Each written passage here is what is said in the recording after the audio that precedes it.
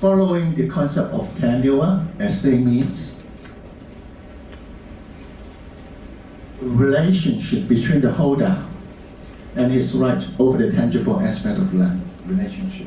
So if I say, for example, having the right to hold the land for a particular, say, services, then I have a relation with the tangible aspect of the land. I do not own it, right? But I have the right to use it in a certain way over a certain period. That's the concept of estate. And the estate, therefore, different kind, depending very much on the duration.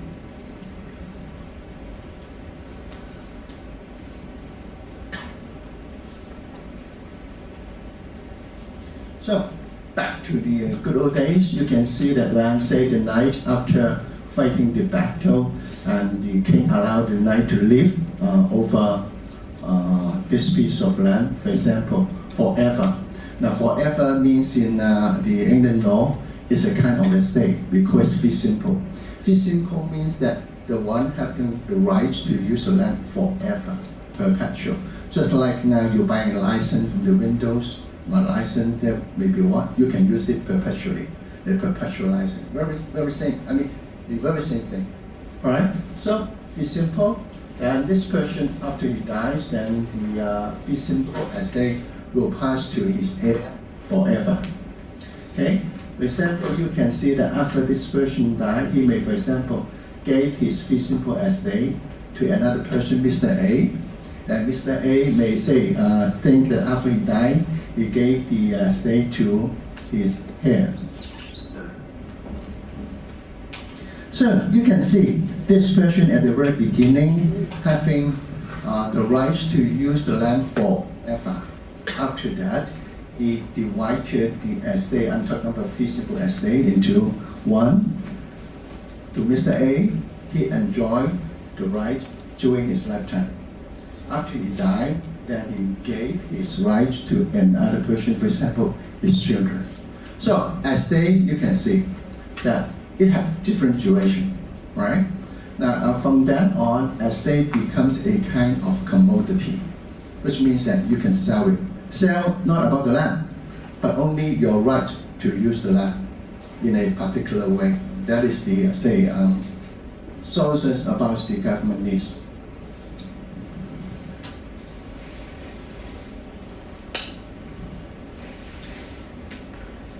So we have different kinds of estate. You may, for example, fee simple. Fee simple means that you have to use the land perpetually, forever. You may have life estate, that is Mr. A's estate. After he died, he need to pass the estate to another person. And this kind of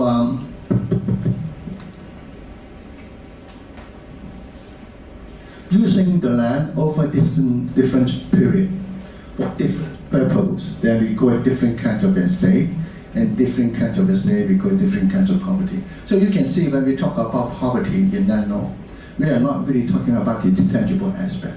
We're only talking about the right to use the tangible aspect of the land. That is the estate. So,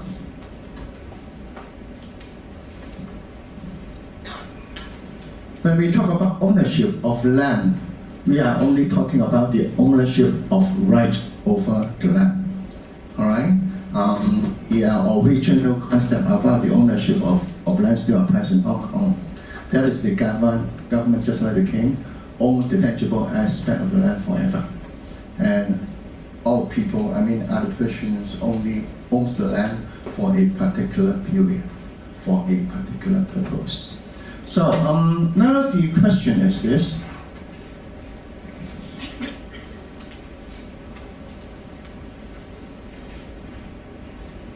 For example, now you have money, and you want to buy this piece of land in the sense that I'm talking about. You want to buy it for a particular purpose. Say you want to construct a bungalow there to live in, right, for the time being.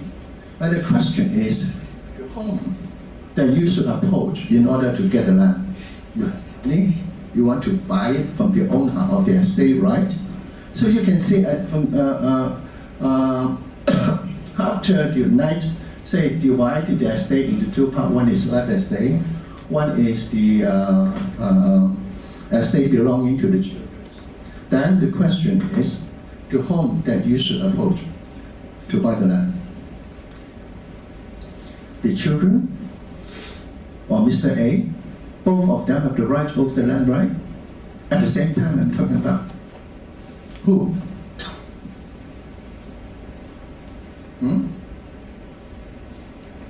Mr. A or his children? I want to use the land for now. Who? Now the children's rights to use the land only after Mr. A dies, not now, right? For now, Mr. A has the right, the immediate right to enjoy the land. Question, who you should approach?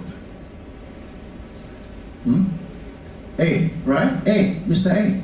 So now you can see that when we talk about ownership of land, we are not really talking about ownership in the sense that you own it.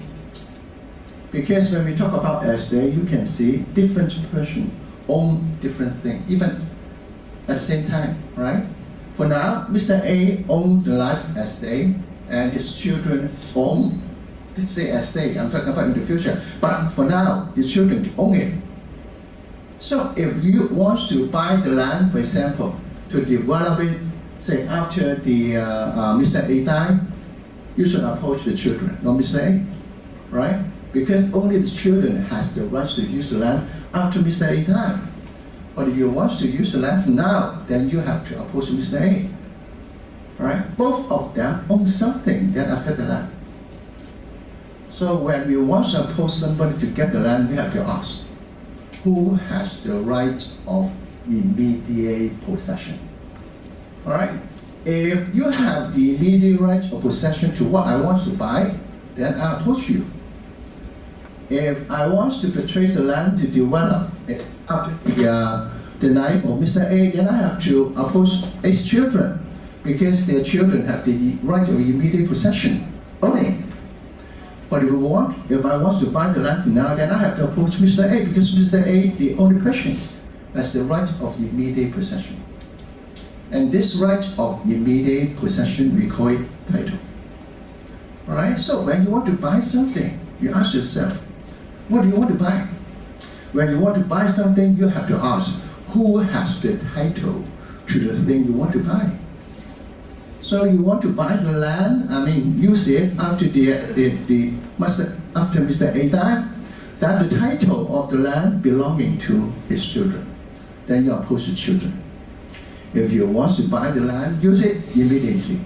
Then only Mr. A has the title. That means the right of the immediate possession. Then you approach Mr. A. So land is so complicated, not only because at the same time, different person own different things. So you have to make it clear yourself, what do you want to buy? What do you want to have? Right? At the same time, Mr. A has title, the A's children has title, but to different things. Right? So you have to ask yourself, what do you want to buy? And you approach the person who has the title to the thing you want to buy.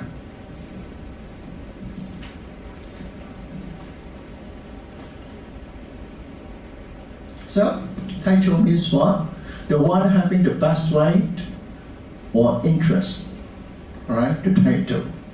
Immediate right to possession, having the best right to the thing you want to buy. So once the one having the title, then he can what? Alienate, means transfer. Transfer. So when you want to buy the land, go back to our example. When you want to buy the land for future purpose, then only Mr. A's children can transfer it, not Mr. A, right? So because the children has the ownership to that estate, so the ownership gives them the right to alienate, that means transfer, to sell. And the others derive income, right?